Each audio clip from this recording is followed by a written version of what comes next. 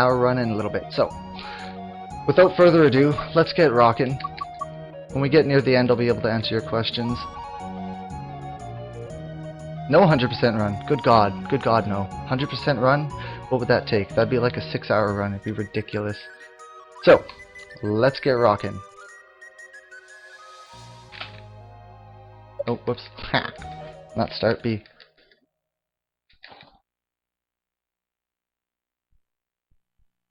Enjoy.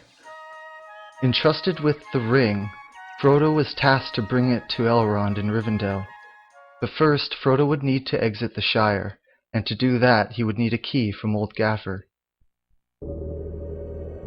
Remembering a story Pippin once told about stealing Old Gaffer's glasses and hiding them in the Hobbiton caves to the west, Frodo decided he would go and try and find them, hoping that Gaffer would relinquish a key in exchange.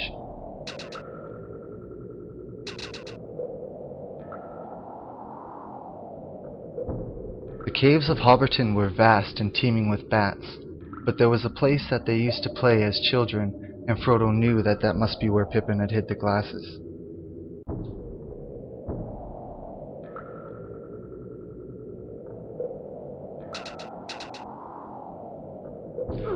Frodo laughed as he seemingly intentionally took these hits from the bats. How funny it is that he did not try to avoid them.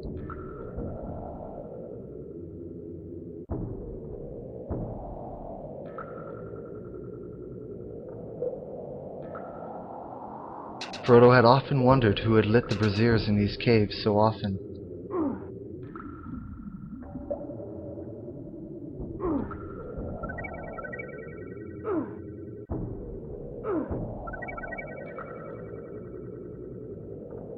He was nearly at the place of which they had played as kids.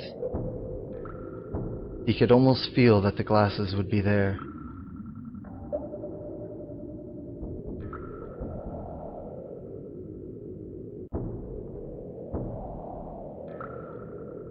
And Frodo was correct, but upon retrieving the glasses, he was attacked by bats. Frodo panicked and passed out.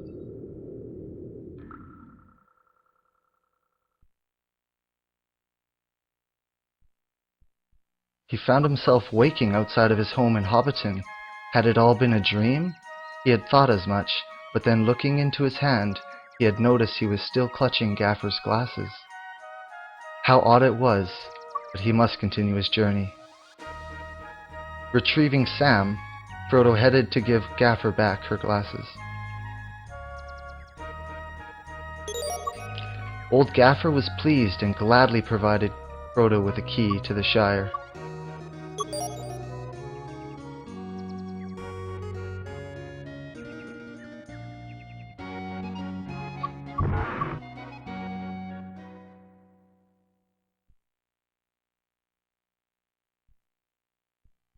Up ahead, the crossroads to Bree were teeming with black-cloaked riders. The hobbits thought it safer to head south through the forests of the Shire.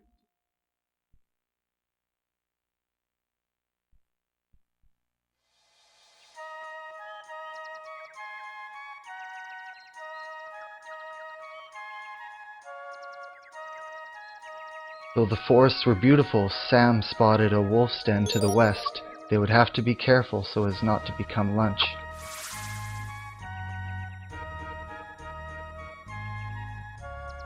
Up ahead, Frodo had noticed something strange in the clearing.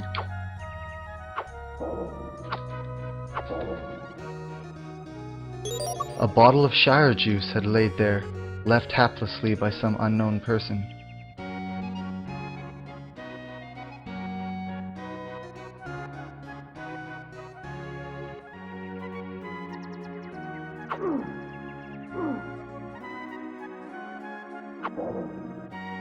The wolves were upon Sam. They must make haste. They had decided to stop to eat some mushrooms to regain their strength. Strangely, Frodo felt a little more life experience by doing so.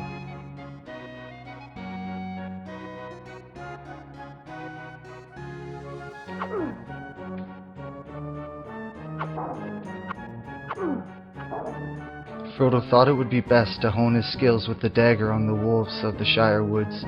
If before continuing on his dangerous journey.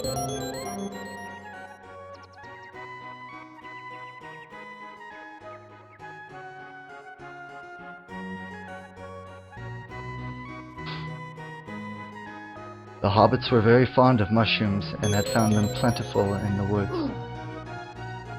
But now they would need to strengthen their skills for the road ahead.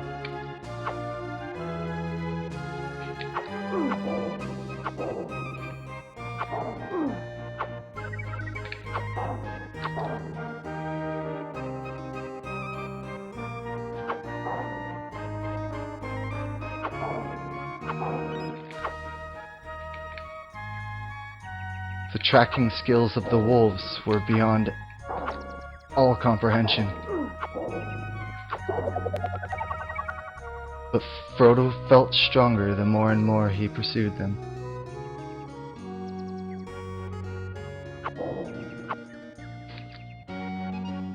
He knew moving at this time would be ideal, but decided to get a little stronger for safety.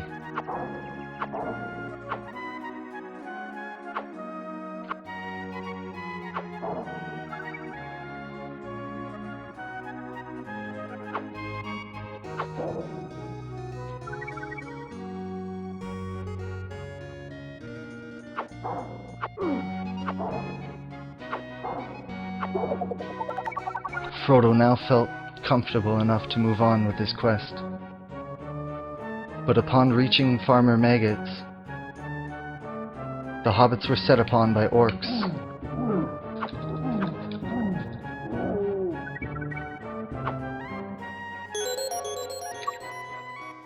Frodo knew that this was the only place he could potentially be killed on his quest and had to be careful. But all was good. Sadly, in the fight, Sam had been slain by the orcs.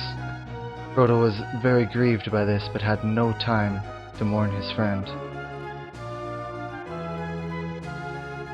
After speaking with Farmer Maggot, Frodo discovered that she would be willing to help in exchange for returning the jug of honey from Ted Sandyman. He would need to move back through the woods and locate Ted.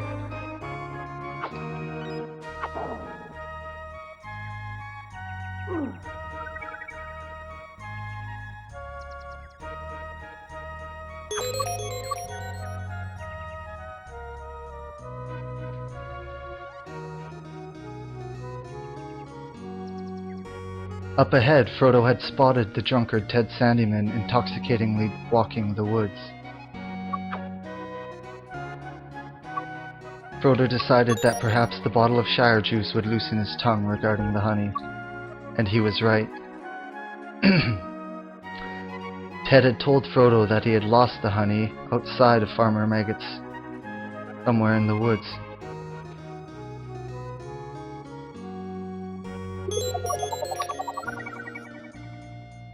Frodo once again felt stronger by consuming the mushrooms.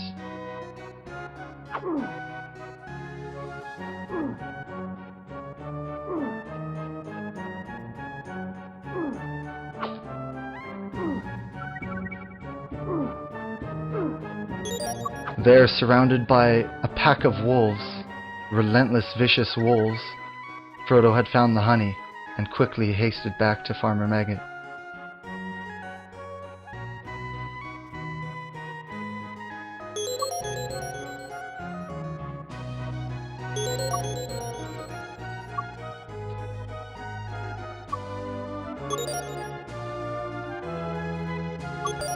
Farmer Maggot was pleased to be given back her honey and provided Frodo with an oar and a note for the ferryman.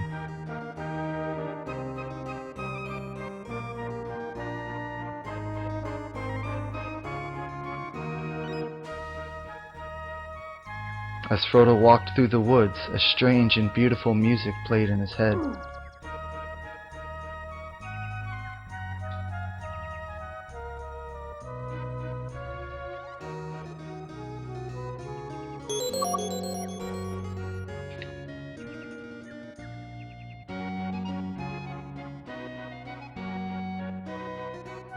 Frodo had come to the banks of the river Brandywine and would would provide the ferryman with Maggot's note.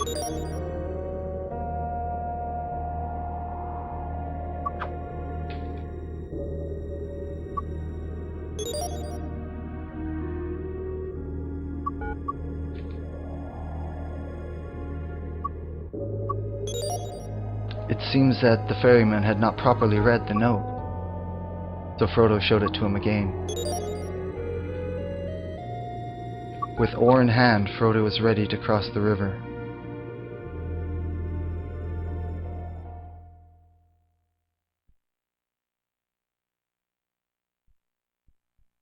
The woods of the Shire continued on in their vastness, but a new danger had appeared. Orcs who were never before in these woods have now been seen roaming. But what was their purpose?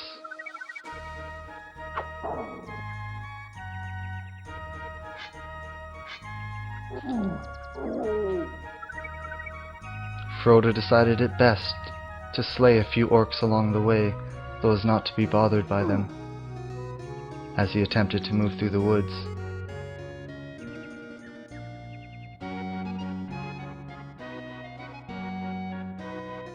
It was strange to see elves so far from their home, but as Frodo moved into the homestead ahead, he had noticed Merry standing outside. This has made him very happy at the loss of his friend to see a new, friendly face.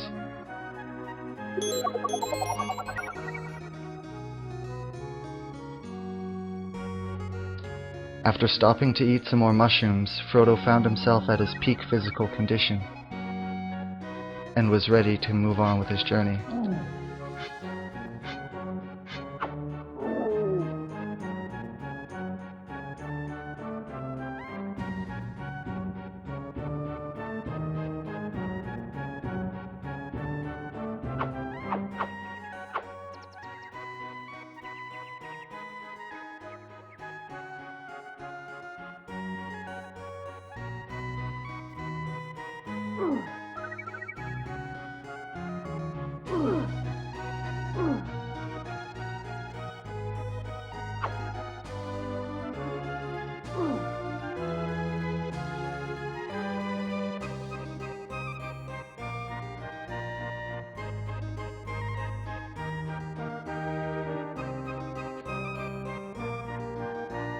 In the woods ahead, Merry had spotted some smoke in the distance, and the smell of mushroom stew filled the air.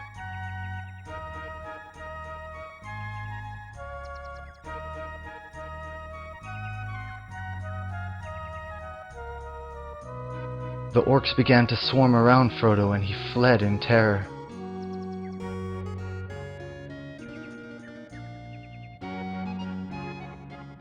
They could see the glow of a campfire ahead and knew they were almost at safety.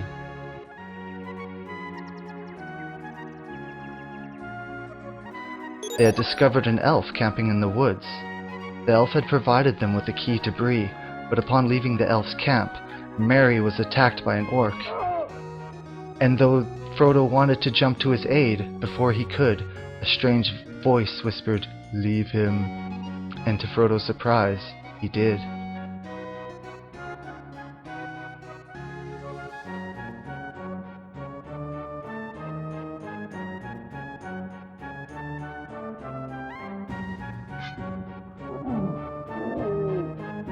Though he had just lost another friend, Frodo seemed somewhat less saddened by this.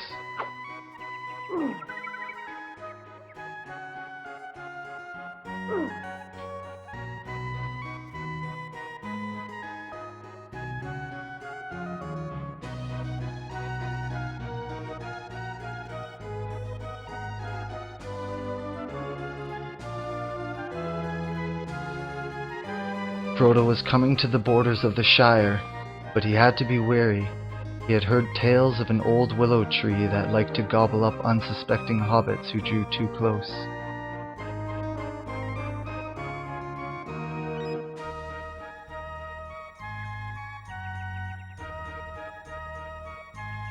Up ahead he spotted the old willow and knew he should stay clear.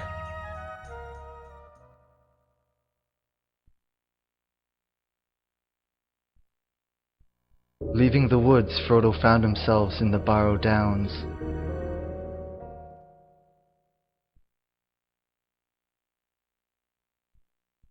The long branching caves of the Barrows went on seemingly endlessly, and the crypts of old dead kings and the armies that served them still lingered.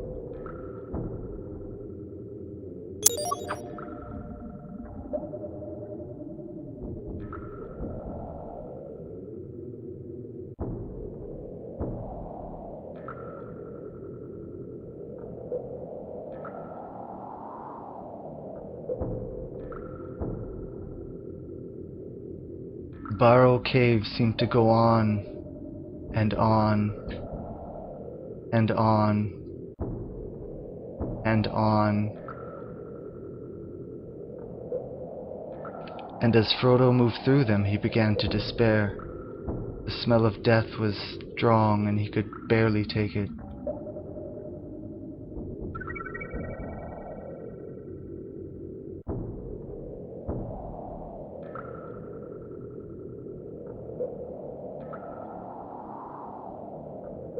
Just as Frodo thought that he was lost, he had noticed a small light.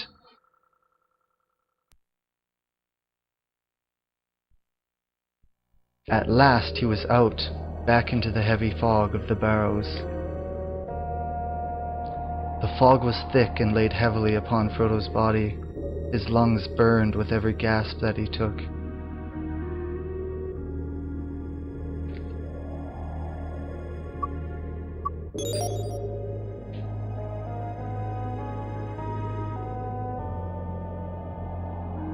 As he moved his way through the open fields and began to feel lost, he had heard the whisper again, beckoning him towards the rock. Behind the rock, Frodo discovered a passage leading further into the Barrows.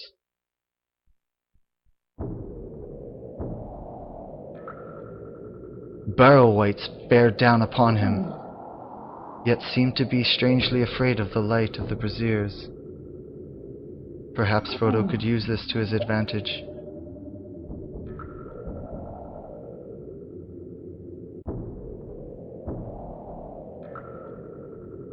Deep, dark pits littered the room. Frodo thought it best to stay clear of the edge.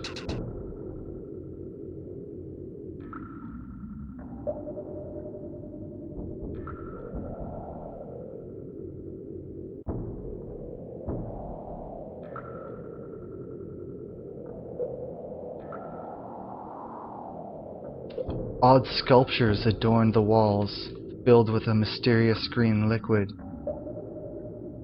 Frodo was very off-put at the way that the strange ooze illuminated the rooms with an eerie glow.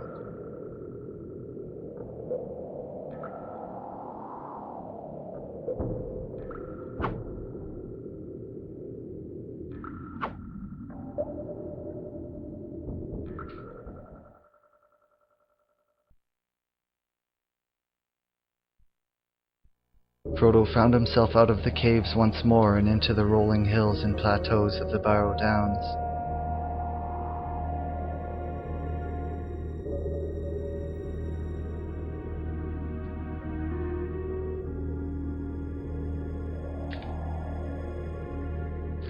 Moving on, a strong wind blew in from the west, taking with it the fog.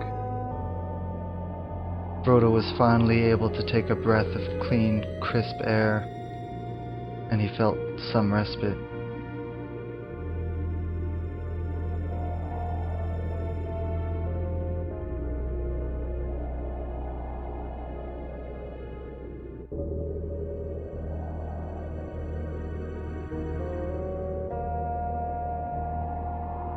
But that comfort was quickly cut short as the fog rolled back in.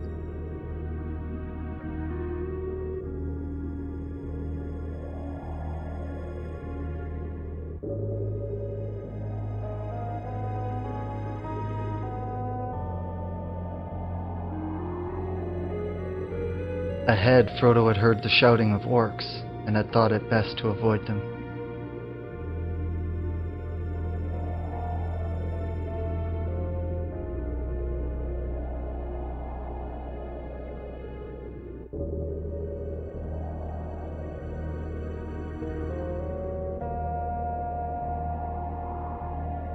As Frodo pressed on, he was attacked once more by the Barrow-wights. He quickly fled, seeking shelter. In the distance, he spotted a cave and made his way towards it.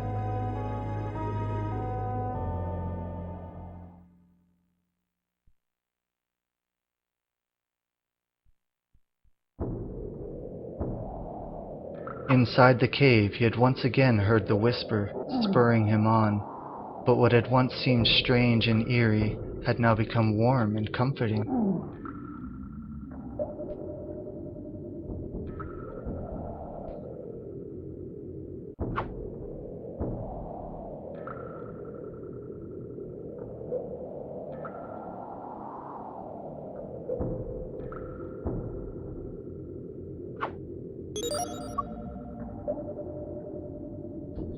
Inside the tomb, Frodo had found a key.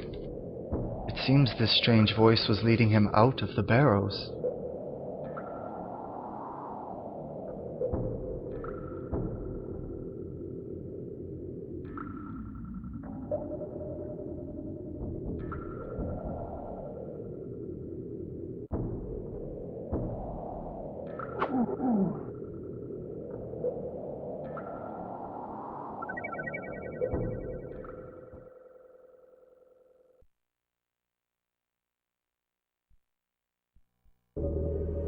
As he had expected, the wights had gone. He was now free to move further with his quest. Yet the orcs did not give up.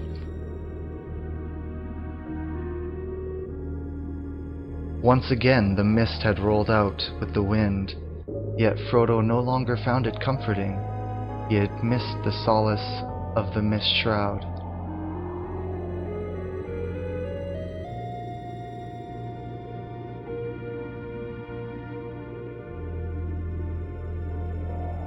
Once again he had heard the voice beckon him to a nearby cave.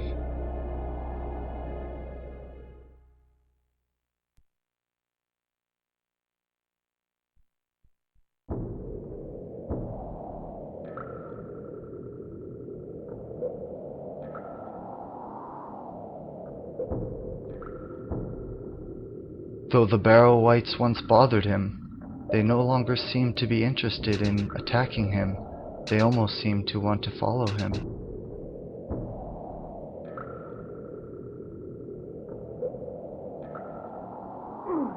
Yet the bats were still surely jerks.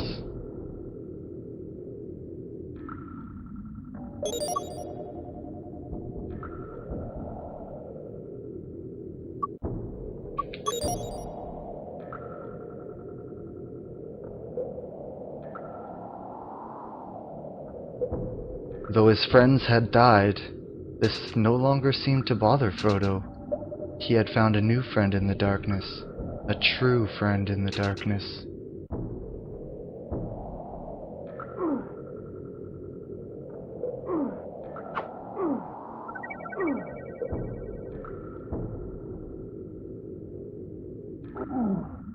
Frodo enjoyed taking the hits.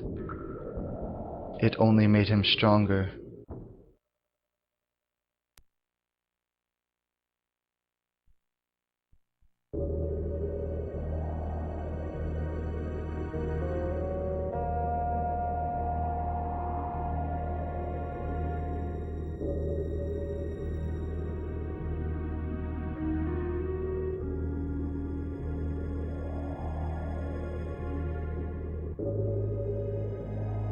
Strangely, the orcs too seemed to be losing interest.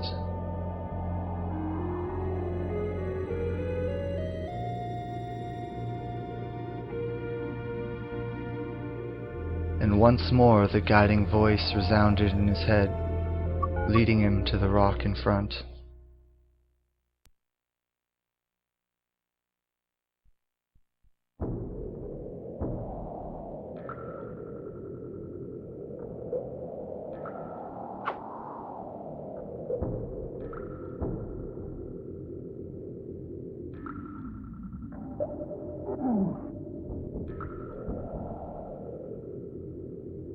Frodo had spotted some moss ahead.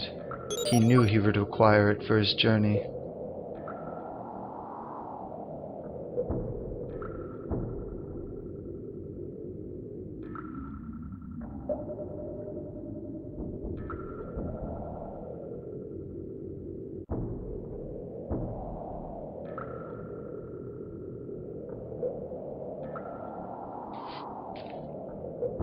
Somewhere in the deep depths of these caves, something had changed inside of Frodo.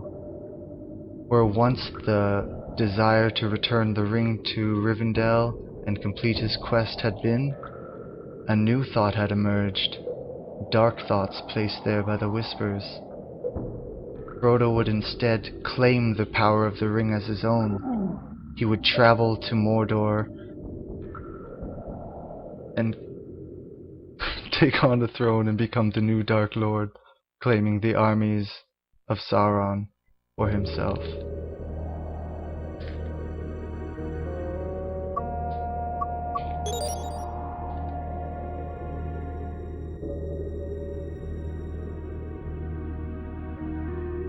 Once again in the fields of the Barrows, he knew he was close.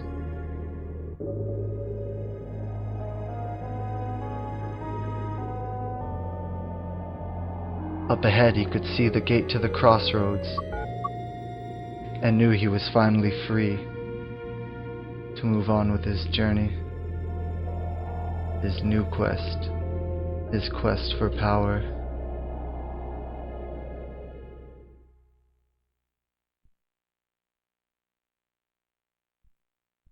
With Sam's love of gardening, Frodo knew of a plant whose milk of the stem was often sought after for its healing properties, but the leaves of this plant could be used to enslave the mind of the consumer and make them susceptible to suggestion. Frodo would collect this plant and use it to claim himself a champion, for hobbits were no fools.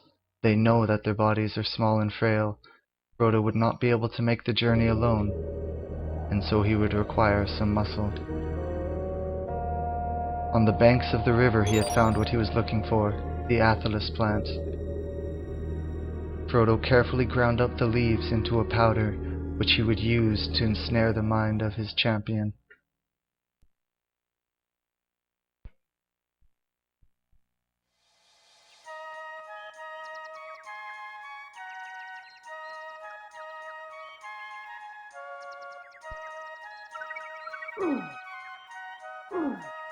He had encountered an orc in the forest, and quickly fled away back to the crossroads.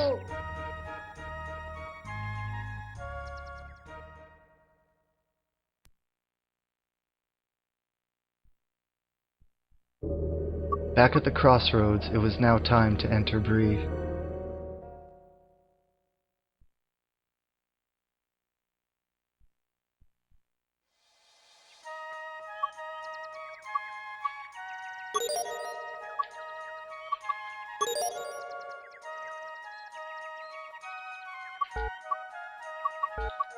As Gandalf suggested, inside Bree he would make his way to the Prancing Pony Inn. Only there he would find his champion.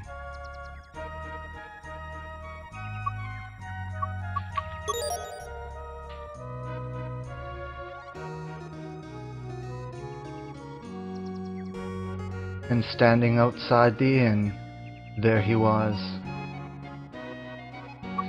Frodo threw the powder on the man. Okay, take a look at this password. Okay, cool. You got the password?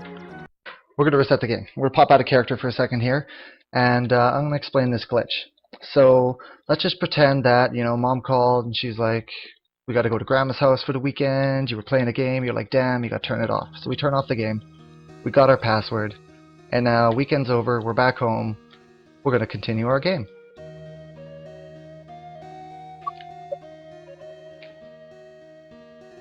Now, I call this the GT password because it begins... hello? That's not the letter. G. It begins with GT, and my moniker initials are GT, so that's kind of coincidental, but anyway, it's not actually the GT password because I'm supposed to be one level lower than I am, ideally, but I got that extra level for safety. And anyway, these would slightly be different. But the key here is... hello? D? D, please? These letters move so fast. Memorizing this is part of the run. Anyway, so, now these three spots correspond to Aragorn's character.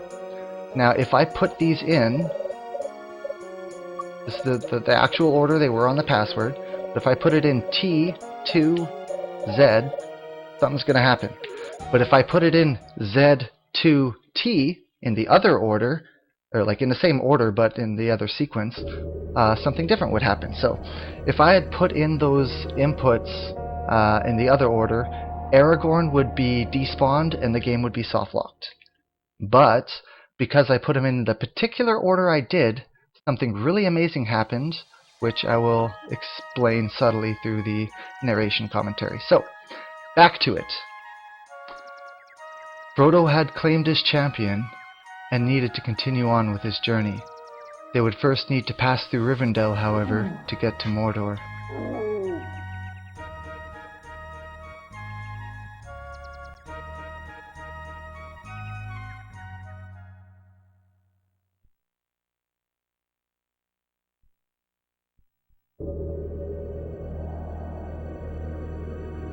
As they passed the spot where Frodo had picked the Athelas, he snickered at the fate of Aragorn.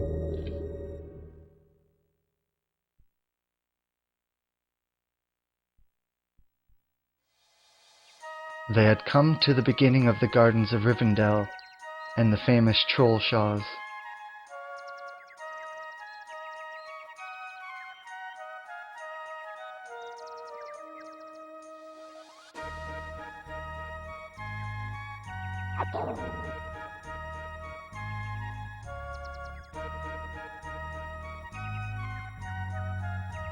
There was a mysterious cave in the rock, but they had decided not to investigate.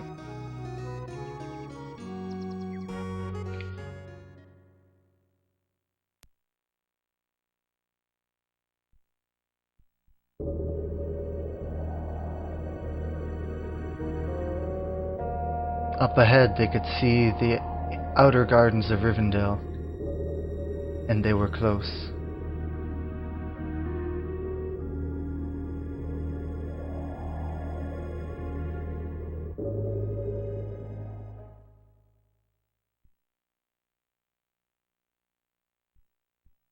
They had finally made it to the outer gardens of Rivendell.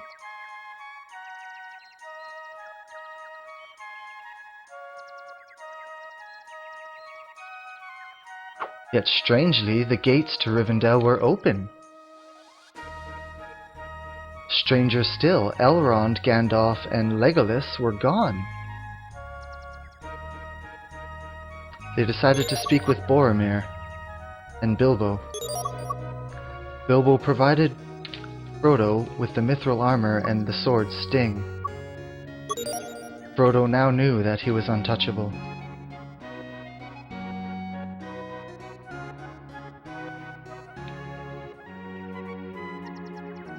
On the path ahead, they spotted a strange dwarf, but decided to pay him no mind.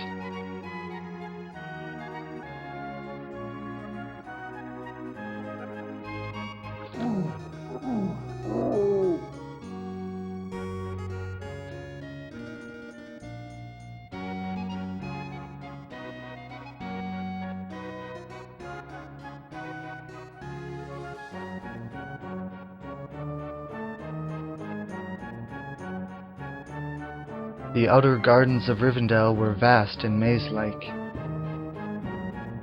but somehow Frodo knew the way.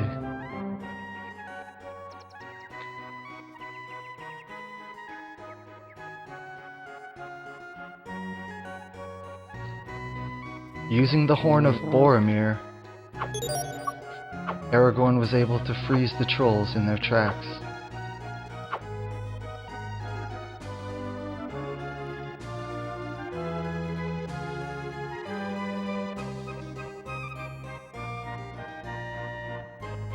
The sound of wolves' howls sounded in the air.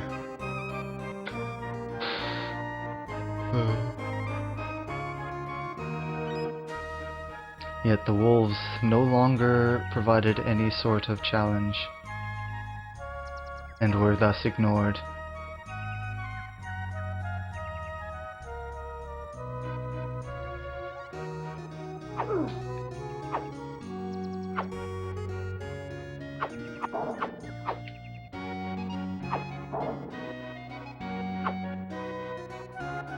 Frodo got into position. No, we're standing in the wrong spot.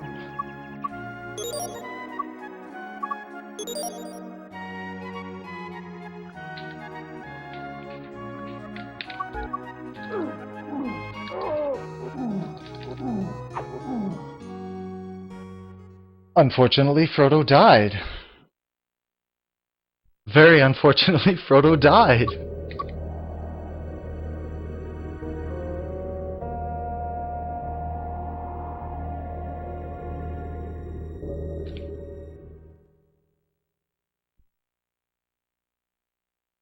This was a very strange thing to Frodo.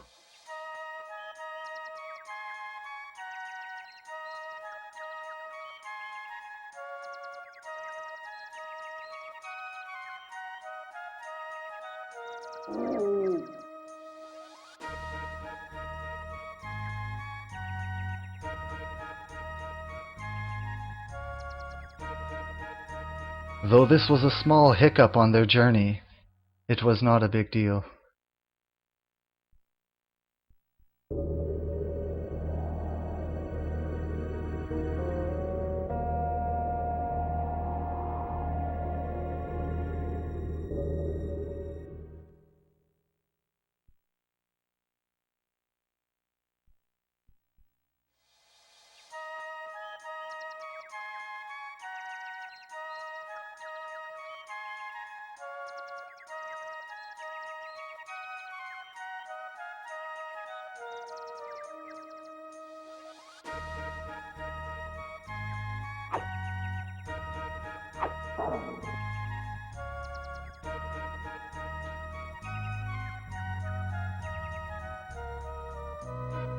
Frodo was very surprised at Aragorn's ability to kill a wolf.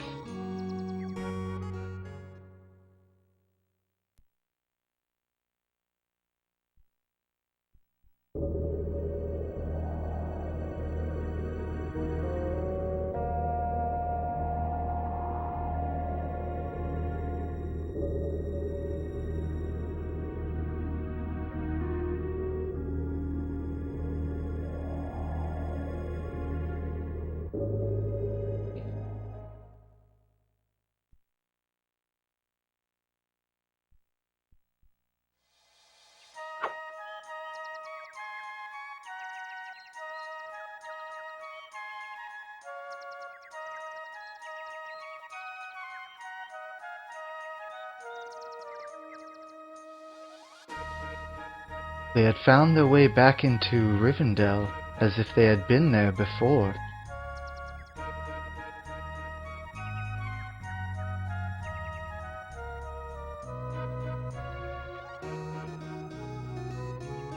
They once again saw the strange elf from the dream, dwarf from the dream.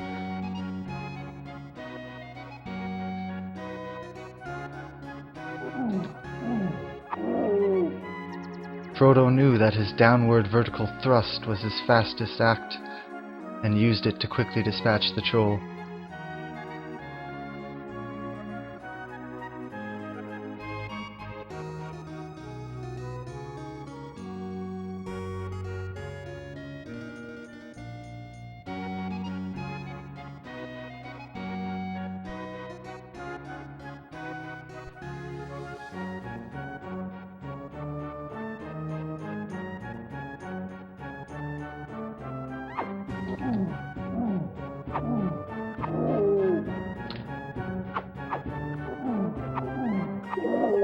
Frodo seemed to have found his rhythm and his final strengthening, the quickening.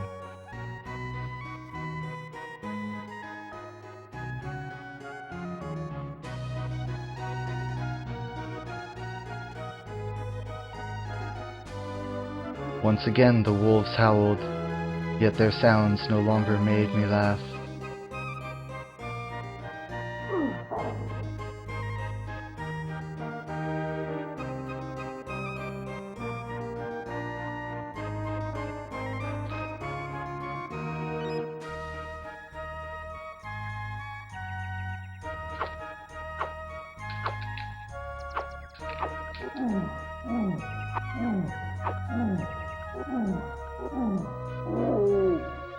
Frodo slain the exceptionally powerful troll and got his just revenge.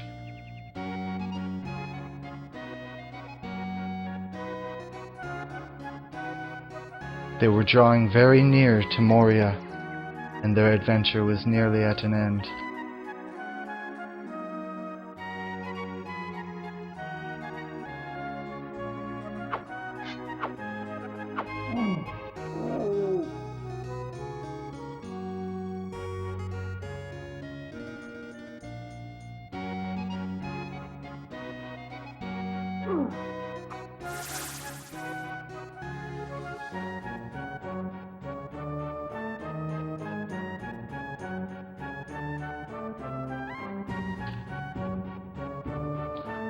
Up ahead, Frodo had spotted a wizard.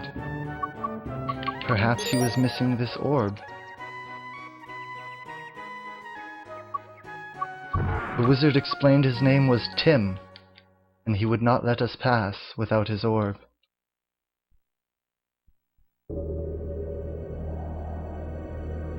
Our heroes had reached Moria, only to find the gate mysteriously open.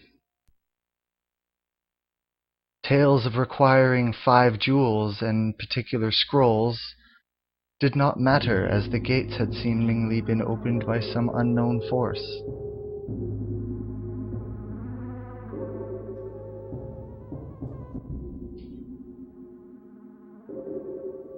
The mines of Moria were very, very, very vast. Very vast.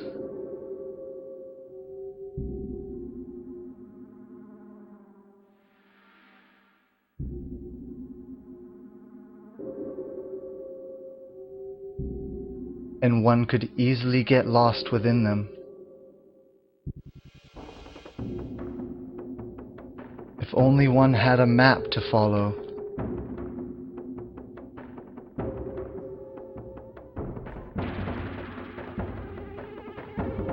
Inside the mines, orcs swarmed all over. They would need to make their way through to the exit before something terrible had happened.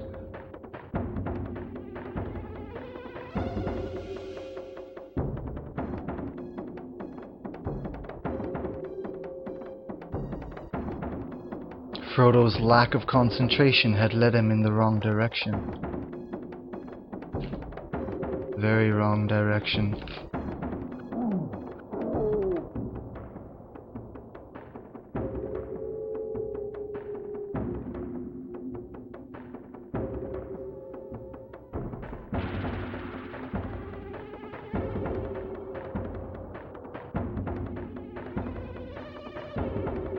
They would have to go right at the crossroads.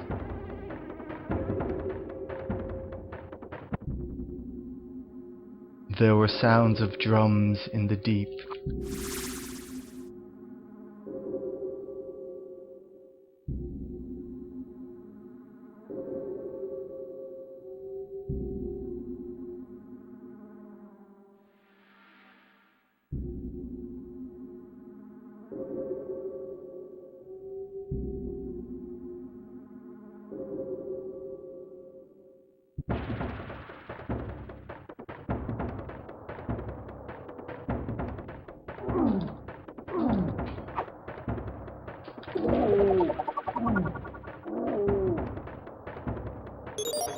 Ahead, they had discovered a mysterious scroll.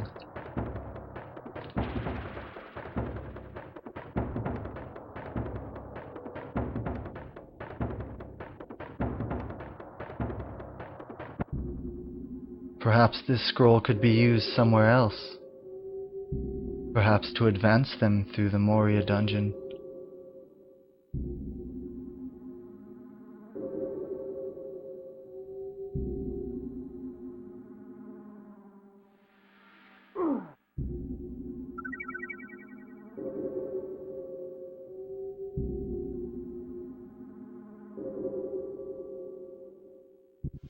Returning to the crossroads, they decided to head south.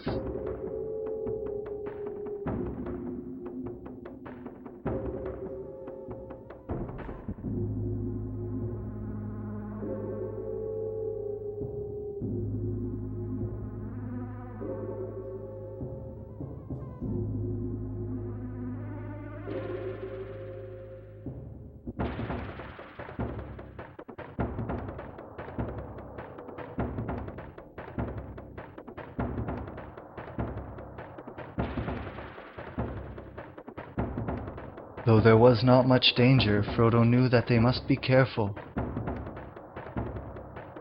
for falling here would bring them back to the crossroads.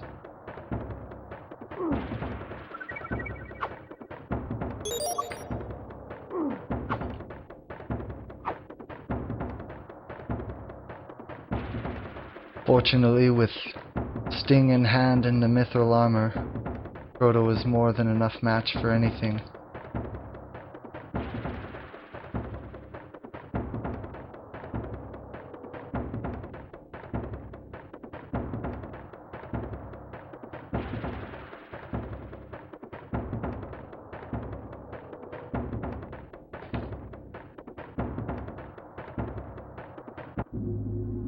So upon retrieving the key, they decided to head back to the other direction and see what they could find.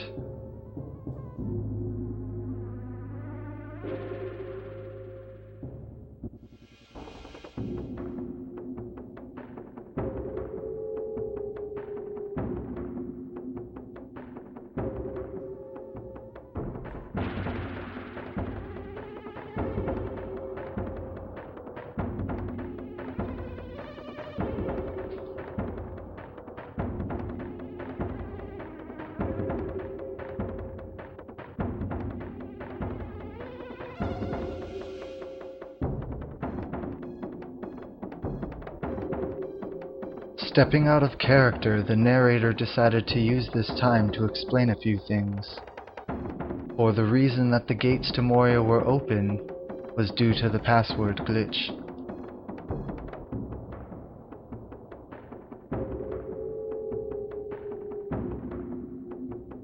This and many other key doors happened to disappear upon doing so.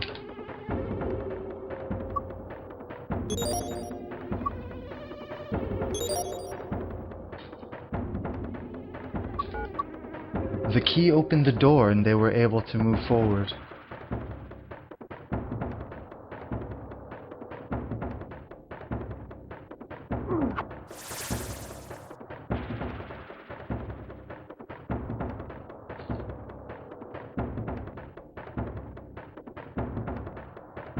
With all these orcs around, Frodo was now glad to have Merry and Sam not around, slowing him down, lagging his journey.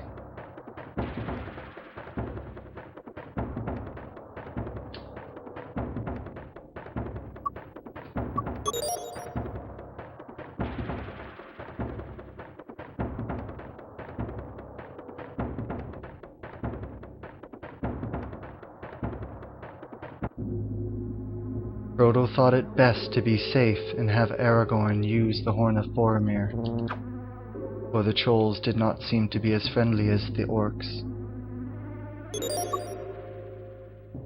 They had discovered another key and moved on with their adventure.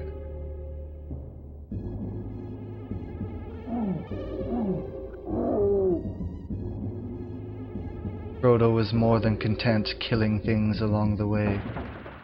His thirst for blood and power had grown strong.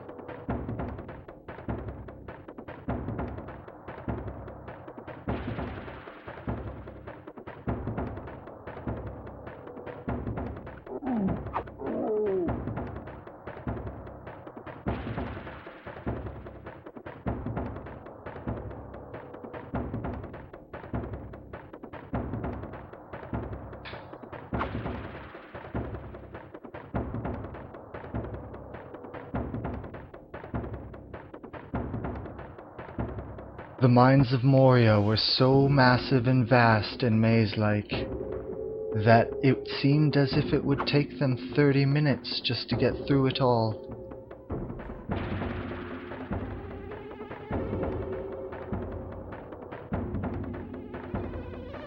They decided to try the zigzag doors and see if that boasted any more benefit.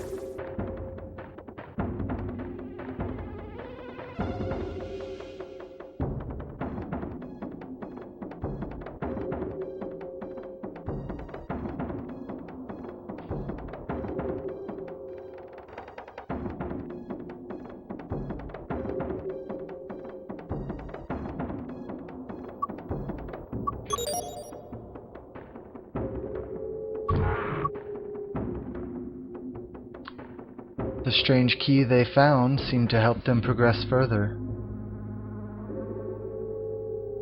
What horrors awaited them in this next section of the mines?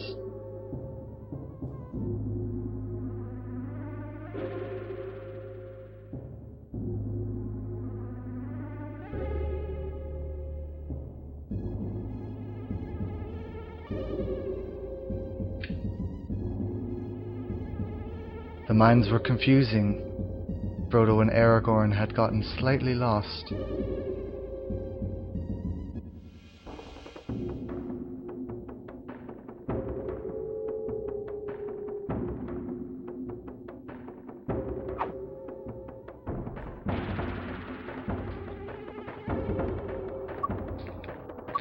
This strange magical barrier seemed to dissolve when reading the scroll, and they were open to proceed.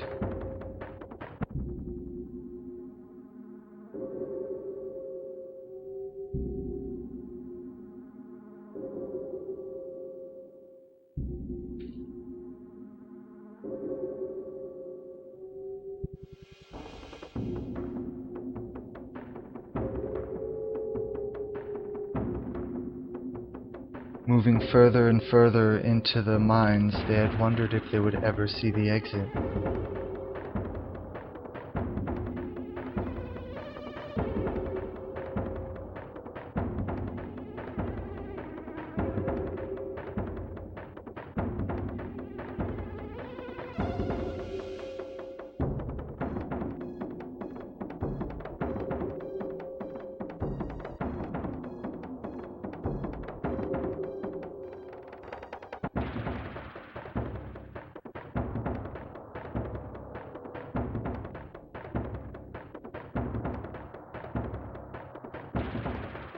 Though they had come to a dead end, luckily they had found a key, no doubt to be used further in the mines.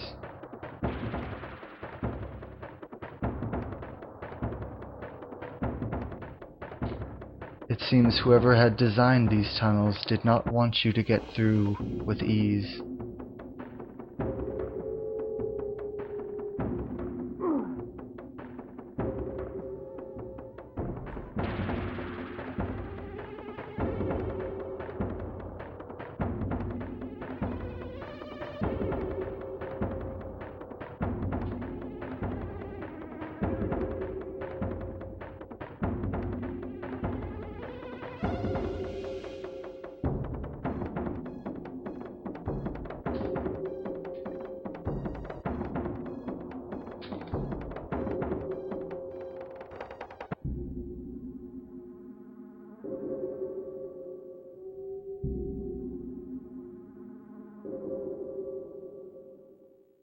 Strange gargoyle-like statuettes adorned the corners and walls of the mines.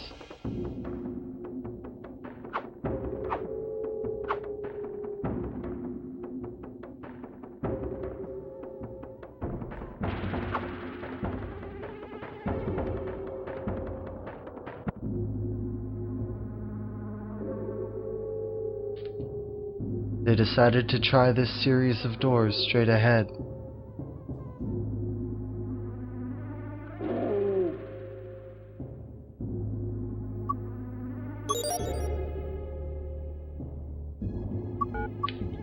And luckily enough, the key had worked.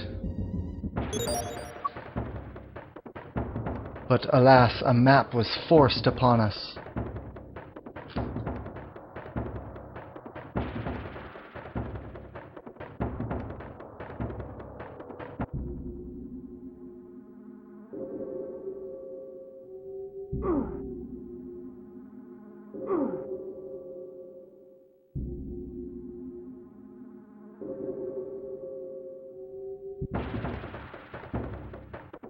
Our heroes knew that if they had gone and collected everything they needed and created the fellowship that they were supposed to, their journey would have taken at least 5-6 hours.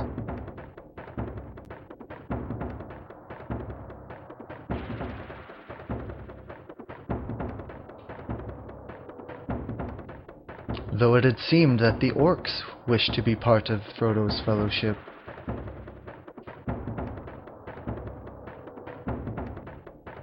as they blindly followed.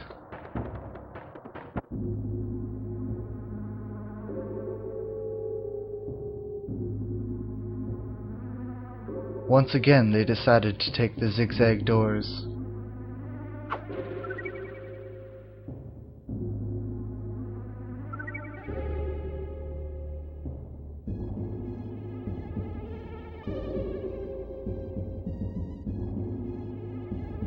They had a feeling that this next section would be extremely expansive.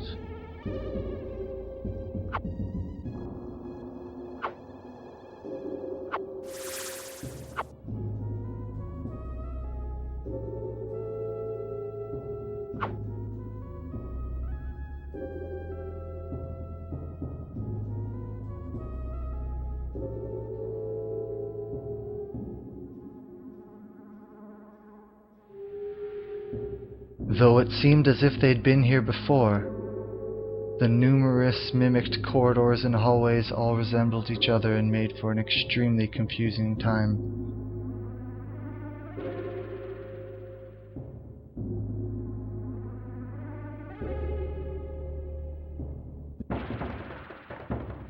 But no matter, they pressed on.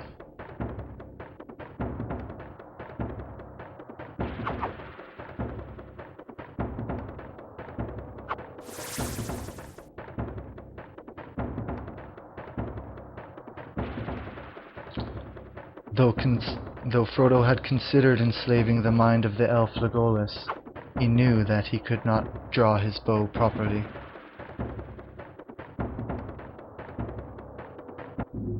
And so he was left behind.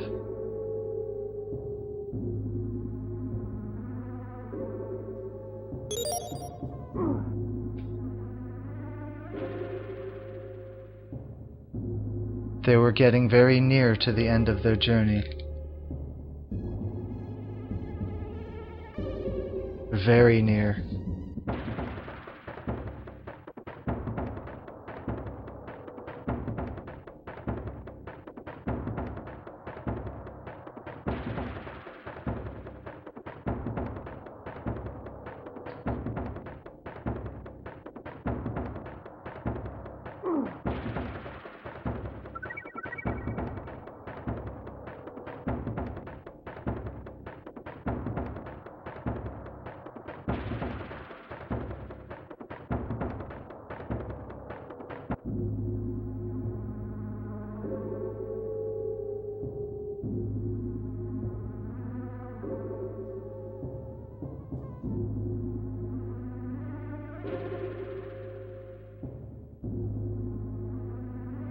Though that they felt the estimated time was about 1 hour and 30, our heroes knew that they would get there in roughly 12 to 13 minutes.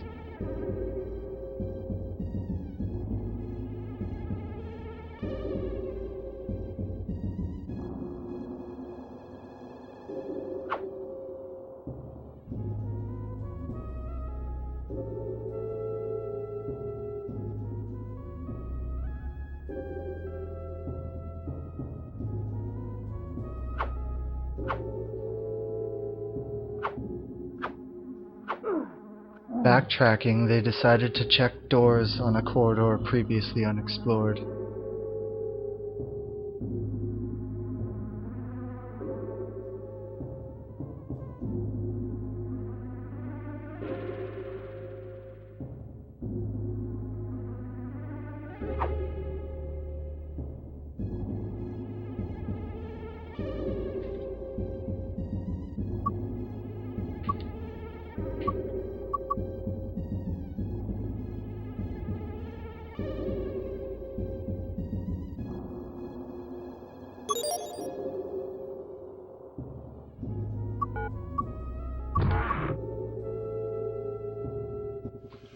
The long journey and late hour had made Frodo tired, and his thoughts were not completely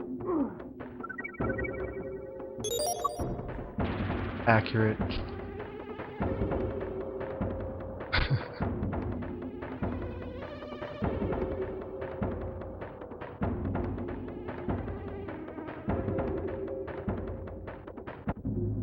Collecting another seemingly magical scroll, they continued further into the mines.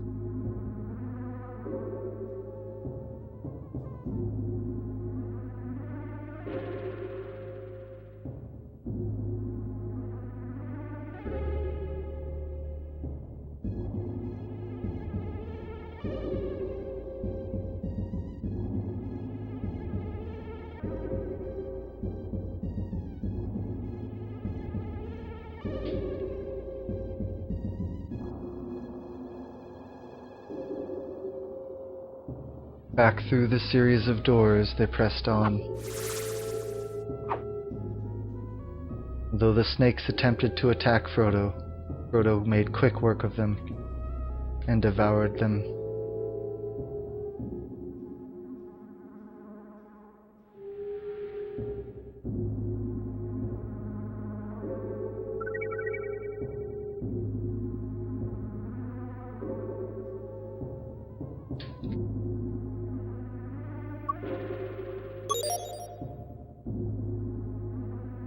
The words of the magic scroll of Oin dissolved the barrier, and they were free to press forward.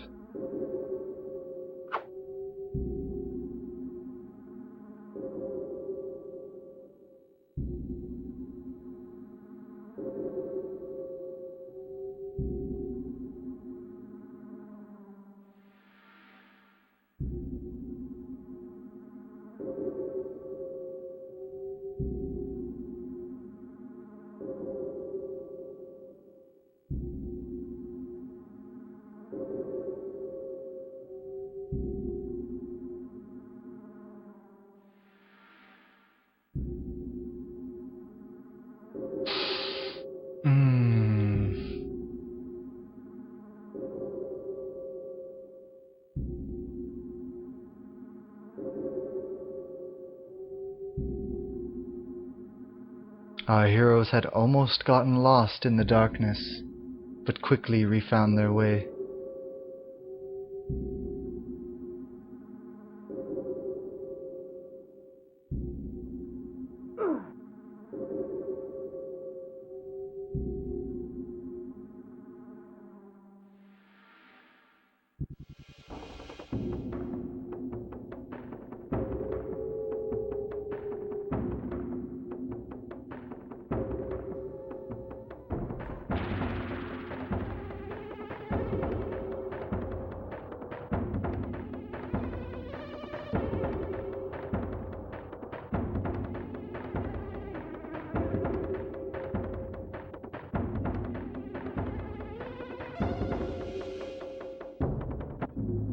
Another series of winding stairs brought them to a room, another dead end, but another dead end with another key.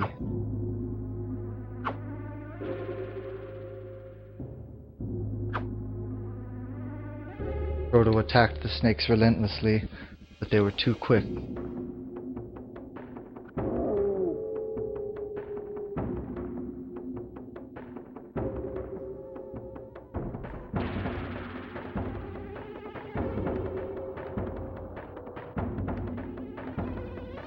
Aragorn felt a strong chill up his skirt as he was not wearing any pants.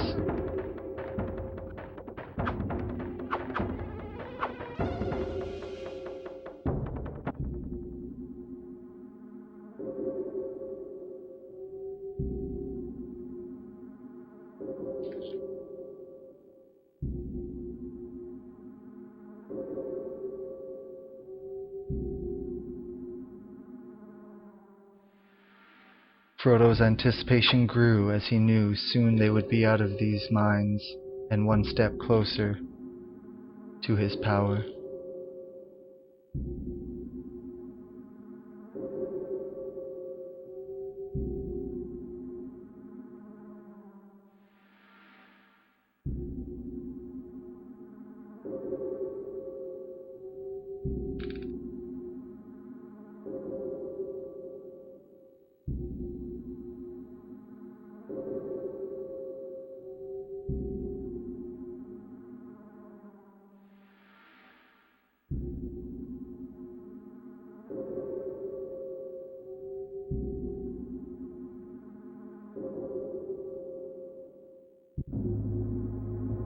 Key in hand, they pressed on to the next area of the mines, drawing ever so close to the end.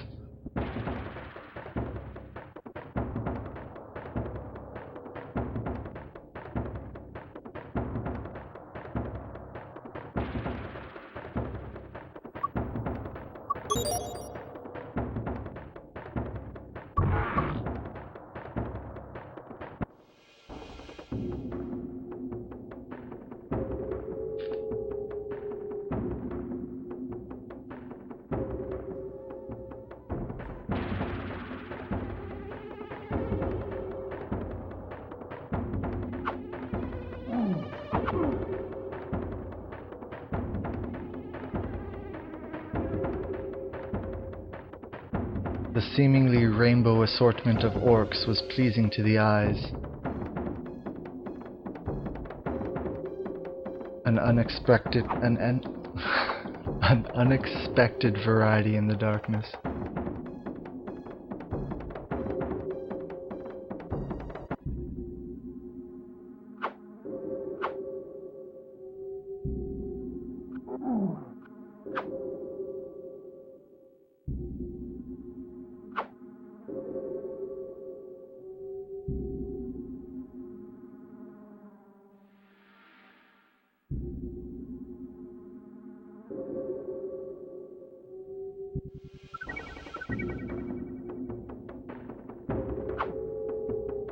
They had entered what seemed to be an orcs' meeting.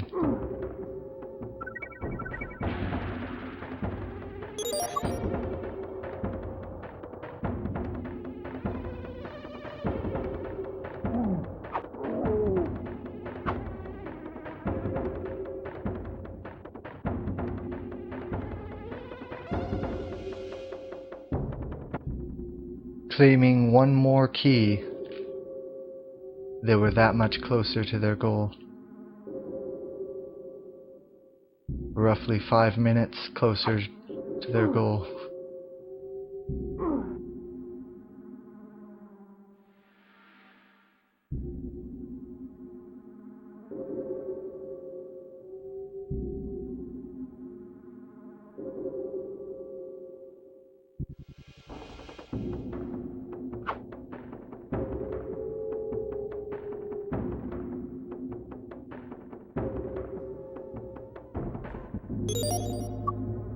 Once again, a map had been forced upon them. Yet Frodo took the time to read it, so as not to get lost.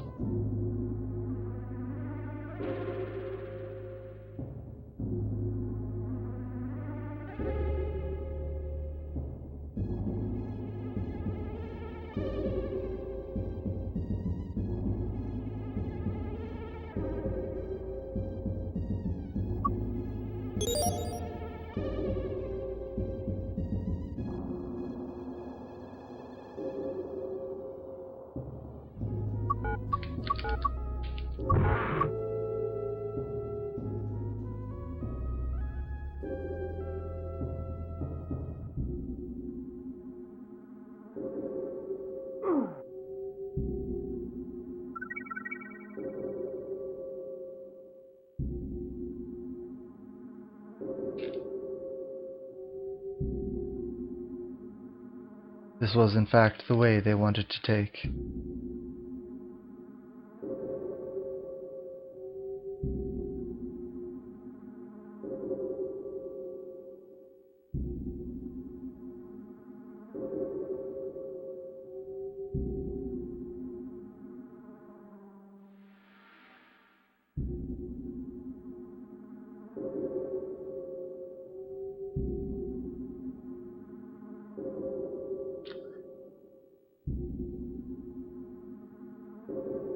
Frodo remembered Gandalf once speaking tales of an ancient demon that lived within the mines of Moria. They had hoped that they did not encounter it.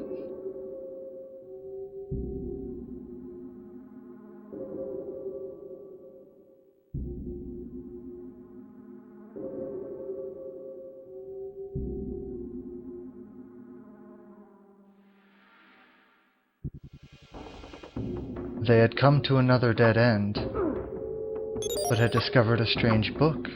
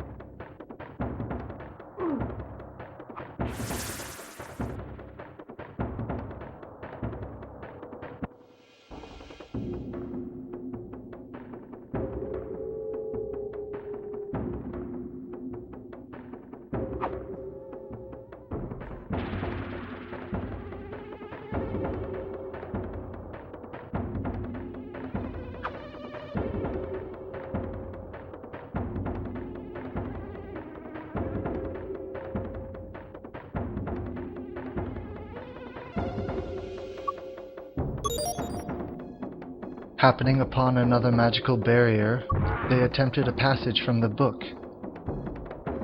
As such, the barrier dissolved.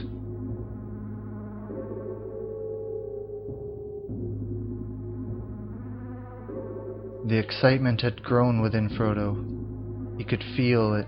Though the journey was long and arduous, they were very close, mere minutes away from escaping the mines.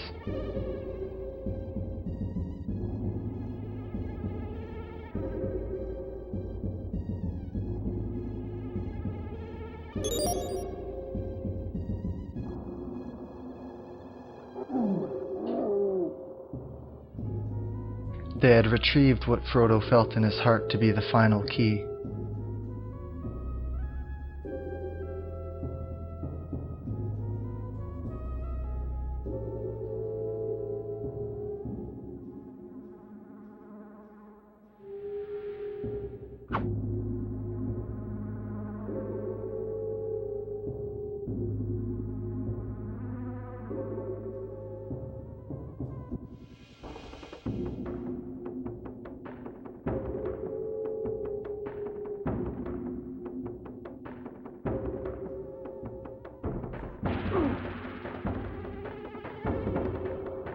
All thoughts of the Shire and his friends, all thoughts of Tom Bombadil, all thoughts of Ted Sandyman and Maggot, they had all dissolved. Frodo was now consumed with one singular purpose, the drawing of the ring, and calling to answer that call, and be victorious.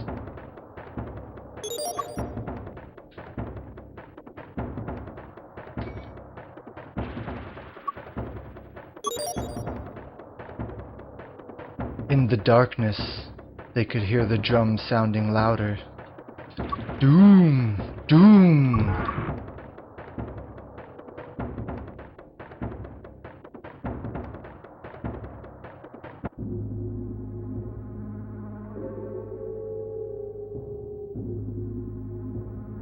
They could feel a strong presence ahead. Frodo knew this evil.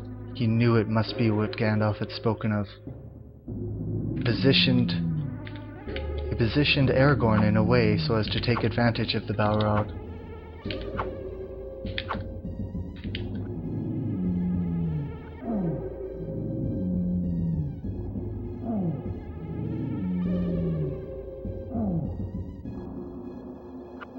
His timing would have to be very precise if he wanted to make quick work of the Balrog, for he knew this ancient demon had quite a bit of health, quite a bit of vitality.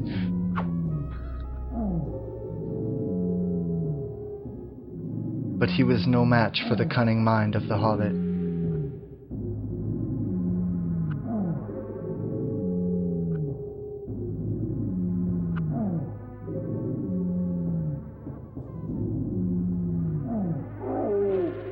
With that, the Balrog's body turned into ash and molten rock, and they were able to continue on.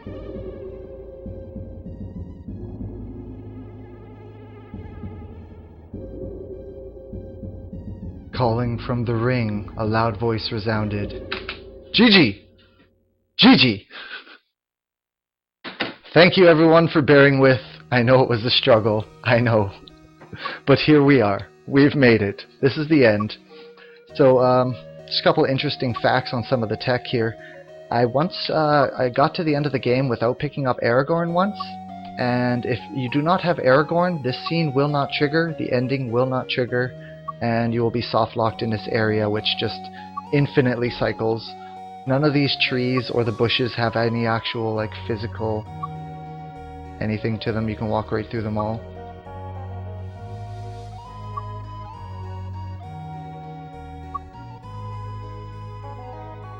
And voila, they just kind of have this little conversation. And they had come to the elven the elven lady Galadriel. And Galadriel would show Frodo his true destiny.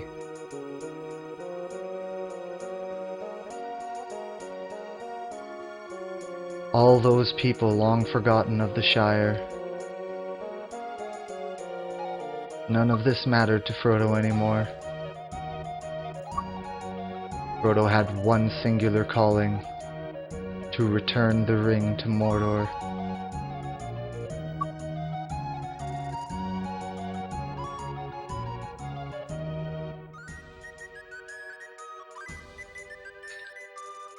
Unfortunately, they did not make a Volume 2 of this game. There is a Volume 1 and a Volume 2 of a PC game, but that's very different. But not this. Not run. So, if you witnessed this today, you just received a treat, because this is probably the last time this will ever be run, especially in a marathon. So, enjoy it while it lasted.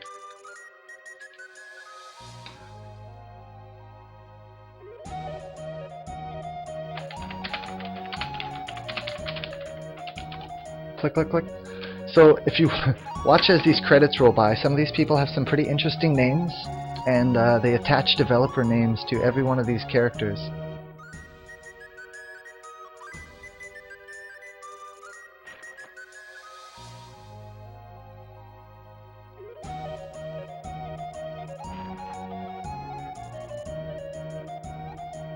So I just want to thank everybody before I cut off here. We can move on to the next run before I take up too much time. Chucky D! Anyway, I just want to thank all the SNES Superstars crew once again. I want to thank everybody for sticking around and fighting through this crazy run. I hope I entertained you guys with my silly commentary, because it was really the only thing that's going to keep this thing going. Magic 8 Ball. Designed by the Magic 8 Ball.